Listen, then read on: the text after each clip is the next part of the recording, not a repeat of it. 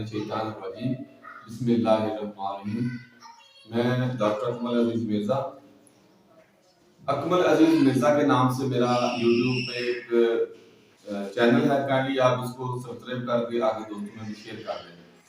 तो आज जो है वो मेरा टॉपिक है जो अपेंडिसाइटिस के मतलब है, यानी कि अपेंडिक्स के मतलब है कि अपेंडिक्स क्या होती है और इसका क्या इलाज है और इसको कैसे हम इन्वेस्टिगेट कर सकते हैं कि ये अपेंडिसाइटिस है। तो आज आप सबसे पहले समझाता हूँ कि एक्यूट अपेंडिसाइटिस यानी कि एक्यूट अपेंडिसाइटिस क्या होता है। अपेंडिक्स जो कि इंसानी जिस्म में हर छोटे बड़े सब में मौजूद होती है, उसकी सोजिश को हम अपेंडिसाइटिस कहते हैं। वो अपेंडिक्स होती है, उसकी सोजिश को हम अपेंडिसाइटिस कहते हैं। डेफिनेशन ये है कि inflammation of appendix is called appendicitis, यानी कि अपेंडिक्स की सोजिश को हम अपेंडिसाइटिस कहते हैं। इसकी वजूहात क्या है? इसकी वजूहात है कि इन्फेक्शन जब बहुत ज्यादा बॉडी में हो जाती है, इंटेस्टाइन्स में सबसे ज्यादा जब इन्फेक्शन हो जाती है तो इसमें सोजिश हो जाती है और ये पेन करना स्टार्ट कर देती है और साइज में बड़ी हो जाती है। ग्रोथ ऑफ बैक्टीरिया, इसमें बैक्टीरिया की अफजाइश नस्ल होना शुरू हो जाती है और इसमें किसी और वजूहात की वजह से, किसी टिश्यूज के बढ़ने की वजह से या इंटेस्टाइनल बर्न्स की वजह से इसमें जब प्रेशर दबाव बढ़ता है तो इसमें भी प्रेशर ज्यादा हो जाता है, हाई प्रेशर हो जाता है। उसके बाद वायरस की वजह से भी हो सकता है। उसके अलावा अगर कोई ब्लॉकेज हो तो भी इसमें इन्फ्लेमेशन हो जाएगी और फूड पार्टिकल्स भी इसमें जो खाने के ज़रात जो है वो भी अगर इसमें चले जाएंगे तो तब भी ये साइज में बड़ी हो जाएगी। अब इसके आगे हमारे पास आ जाते हैं साइन एंड सिम्टम्स, इसके बॉडी पर क्या अलामत होंगे। सबसे पहले पेन राइट इलियक फोसा, जैसे कि मैंने आपको बताया था पेट के नाम इसी तरह राइट इलियक फोसा यानी करीबन 7वें हिस्से में राइट साइड पर नीचे राइट इलियक फोसा में शदीद पेन होती है, जो कि लोअर एब्डोमेन साथ पेट के निचले हिस्से में भी जाती है। उसके अलावा एब्डोमिनल डिस्टेंशन, पेट में दर्द होती है बहुत ज्यादा, नाजिया, वोमिटिंग, मतली और क्या आती है। उसके बाद बुखार हो जाता है, टेम्परेचर और टेंडरनेस, और जहां पर हाथ लगाए वो उस जगह पर सोजिश की वजह से जो है वो टेंडरनेस, हाथ लगाने से शदीद दर्द होती है। ये इसकी अलामत है, यानी कि राइट इलियक फोसा में पेन होगी।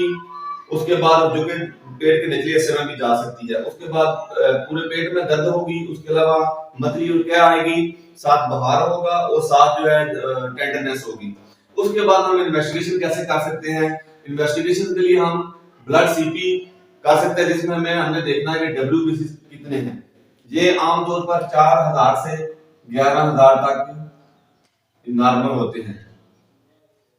इससे अगर ऊपर चले जाएंगे तो इट मींस कि इसको अपेंडिसाइटिस है। इसके बाद अल्ट्रासाउंड करवा के, सीटी स्कैन करवा के और सीआरपी क्रिएटिव रिएक्टिव प्रोटीन जो का टेस्ट है ये हम करवा के इन तरह से हम डायग्नोज कर सकते हैं कि अपेंडिसाइटिस है या नहीं है। इसके बाद हमने क्या करना है, ये जो कई दफा इस तरह से होता है कि हम जब लैब के टेस्ट करवाते हैं या अल्ट्रासाउंड वगैरह करवाते हैं तो कई दफा, क्योंकि अल्ट्रासाउंड में भी कई दफा हमें नजर नहीं आती, वो टेस्ट भी हमारे पास डब्ल्यूबीसी नॉर्मल आ रहे होते हैं, लेकिन पेशेंट जो है वो पेन बता रहा होता है कि हमें दर्द है, तो इसका मतलब उसको अपेंडिसाइटिस में मौजूद है तो उसका ऑपरेट किया जा सकता है। तो ये जरूरी नहीं कि हर पेशेंट में ये इसकी टीएलसी या डब्ल्यूबीसी जो है वो ज्यादा है। इसके बाद इसकी ट्रीटमेंट है, ये पेशेंट जो है हॉस्पिटल में एडमिट होगा, एनपीओ नथिंग पर ओरल खाना पीना उसका बंद कर दिया जाएगा। उसके बाद आईवी फ्लूइड्स जिनमें रेगुलर लैक्टेट वगैरह या 5% ये लगेगी। इसके अलावा पेन किलर मेडिसिन इस्तेमाल करेंगी होंगी।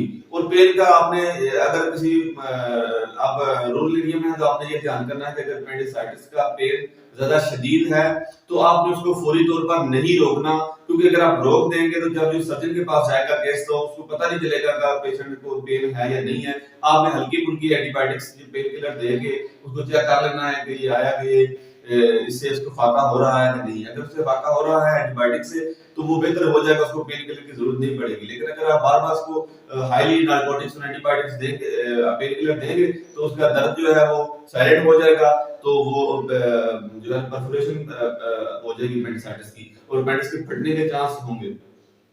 इसके बाद मेट्रोनिडाजोल, सिप्रोफ्लॉक्सासिन और सेफ्ट्राइजोन एंटीबायोटिक्स में आपने इस्तेमाल करने हैं या और भी कोई सूटेबल एंटीबायोटिक हो सकती है। उसके बाद रिमूवल ऑफ अपेंडिक्स, अपेंडिसेक्टमी, ये अपेंडिसेक्टमी की ऑपरेशन का नाम है अपेंडिसेक्टमी। आपने अपेंडिक्स को रिमूव करवा देना है।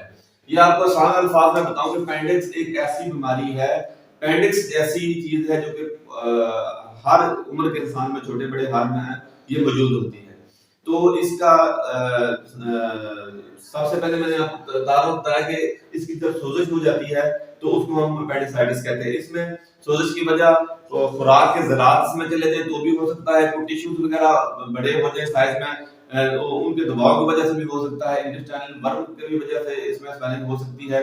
इसके अलावा इन्फेक्शन वायरस और बैक्टीरिया की वजह से ज्यादा ये जो है इसमें ज्यादा इन्फेक्शन हो जाती है, साइज में बड़ी हो जाती है। इसके बाद होता क्या उस जगह पर टेंडरनेस होती है, पेन होती है, और जो कि पेट के निचले हिस्से में भी जाती है। उसके बाद बहाव हो जाता है बहुत ज्यादा, और उल्टी और मतली बंदे को बनती है मरीज को। इसके अलावा इन्वेस्टिगेशन में हम ब्लड सीटी, सीआरपी, सीटी स्कैन, एक्सरे वगैरह या इसकी अल्ट्रासाउंड करवाते हैं। ज्यादातर जो रिलायबल टेस्ट है वो ब्लड सीटी है, इसमें टीएलसी जो है वो रेज हो जाती है, 4000 से 11000 तक नॉर्मल है। अगर इससे ज्यादा 15 20 30 हजार तक चली जाएगी तो इसका मतलब है इसको अपेंडिसाइटिस मौजूद है। उसके बाद आपने क्या करना है, पेशेंट को एनपीयू करना है, खाना पीना बंद करना है, उसको रिगर लैक्टेट या कोई भी फ्लूइड उसको देना है। उसके बाद उसको मेटोनिडाजोल यानी कि फ्लैजेल की इंफ्यूजन देना है, साथ में कोई सिप्रोफ्लॉक्सासिन या सेफ्ट्रेक्सोन की कोई भी एंटीबायोटिक साथ देनी है। फिर पेन किलर की मेडिसिन इस्तेमाल करनी है, और फिर इसको जो है ना एपेंडिसेक्टमी के लिए तैयार करना है। फिर इसके वहां पर ऑपरेशन के दौरान ये रिमूव हो जाएगी। इसके रिमूव होने से इंसानी जिस्म पर कोई असर नहीं पड़ता। ये अक्सर बंदों की रिमूव हो चुकी है, तो इसके बाद बंदा बिल्कुल ठीक हो जाता है। तो ये मेरा एक छोटा सा टॉपिक था, एक आम सी बीमारी है जो कि हर बंदे में पाई जाती है। इसको डायग्नोज करना इतना बड़ा काम नहीं है। आप उम्मीद है मुझे कि आप इसको अच्छी तरह से डायग्नोज कर लेंगे। तो अगर इसमें कोई आपको ना समझ आ रही है तो आप कमेंट बॉक्स में मुझसे पूछ सकते हैं। इंशाल्लाह नेक्स्ट लेक्चर के साथ आपके साथ दोबारा हाजिर होंगे। आपका बहुत बहुत शुक्रिया। अकमल अजीज मिर्जा हेल्थ प्रोफेशनल के नाम से मेरा चैनल है, काइंडली आप इसको सब्सक्राइब करके दोस्तों में भी शेयर कर ले। आपका बहुत बहुत शुक्रिया। अल्लाह हाफ़िज़।